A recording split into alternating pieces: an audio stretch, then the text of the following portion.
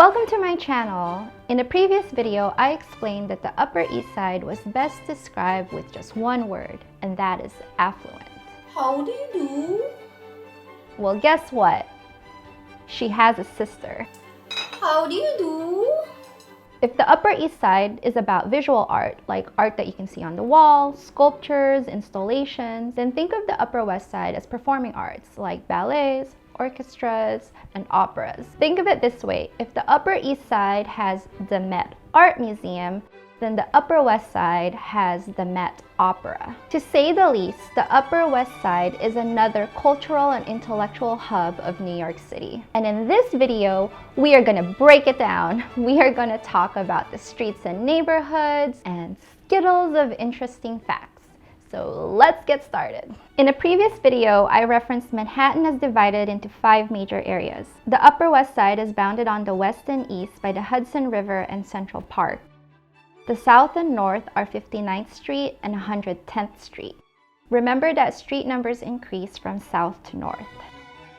I have another video explaining the streets and avenues in Manhattan if you want to check it out. As for the avenues, starting from the east, we have Central Park West, which is a continuation of 8th Avenue. So, this portion of 8th Avenue was renamed to Central Park West in the 1880s because they wanted to add value to the real estate property back then, because it takes advantage of the fact that it's right next to Central Park. Later in this video, we're going to talk in depth about this.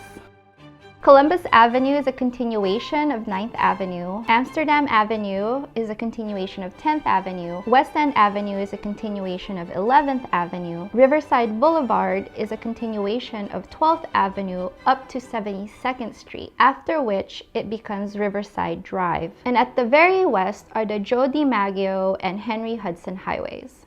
Broadway, which runs the entire length of Manhattan, runs from the southeast corner of the Upper West Side and meets up with West End Avenue. Going back to Central Park West, as I mentioned earlier that this portion of 8th Avenue was renamed Central Park West to enhance real estate value since it's right next to Central Park.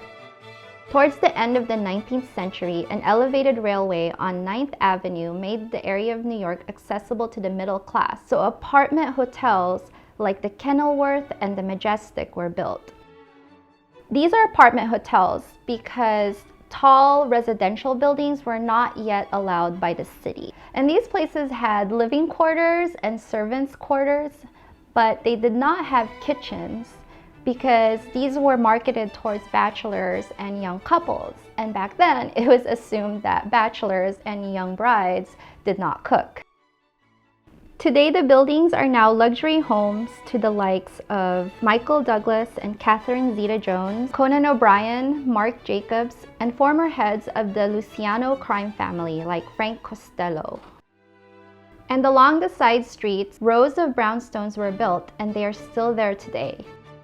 Later, in 1929, tall residential buildings were finally permitted, so true apartment buildings replaced some of these apartment hotels. Among them are the San Remo, the Beresford, and the El Dorado. These are now also luxury homes to the likes of Steven Spielberg, Steve Jobs, Donna Karan of the brand DKNY, Jerry Seinfeld, Diana Ross, Joe McEnroe, Alec Baldwin, Bruce Willis, and Carrie Fisher. Central Park West has a lot more of these luxury homes that are popular among celebrities, but these are just a sample to give you an idea of what type of residential buildings you'll find in this area of Upper West Side. Here are further neighborhood divisions of the Upper West Side. Starting with Lincoln Square, at the heart of it is the Lincoln Center. If you've ever seen the movie Save the Last Dance, then you would probably know of the Juilliard School. You might have also heard of the Metropolitan Opera, the New York Philharmonic, and the New York City Ballet. These are examples of the 11 performing arts organizations that hold 5,000 events at the Lincoln Center. The reason why we even have the Lincoln Center today is because of 2 things. One, imagine it was the 1950s. Back then, Lincoln Square was known as San Juan Hill. And San Juan Hill was the worst slum area of the city at the time, according to the New York City Housing Authority.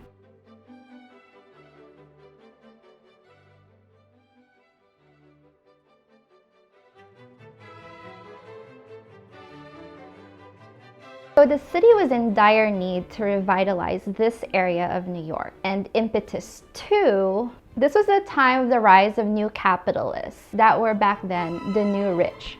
Think JP Morgan, the Golds, the Whitneys, the Vanderbilts. So they couldn't get box seating at the Academy of Music in downtown Manhattan because the old rich had these on reserve. To remedy this, they founded the Metropolitan Opera. So the Metropolitan Opera and the New York Philharmonic needed a home. Coupled with the fact that the city wanted to revitalize San Juan Hill, now we have the Lincoln Center. But putting two different performing arts next to each other was unheard of back in the day. It was a very radical idea. Preposterous! And architectural critics weren't really a big fan of the Lincoln Center. Some said it was too brute and institutional, and other critics said it was just too elitist.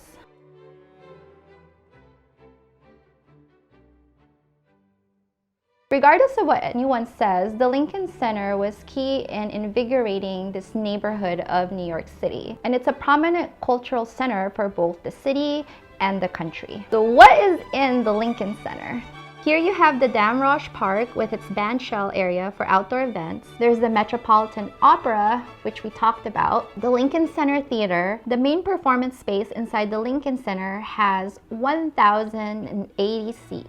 Why am I even mentioning this? It's because having this amount of seats makes the Lincoln Center the only venue outside the New York City Theater District to be considered a Broadway theater. One of the qualifications of being a Broadway theater is to have more than 500 seats.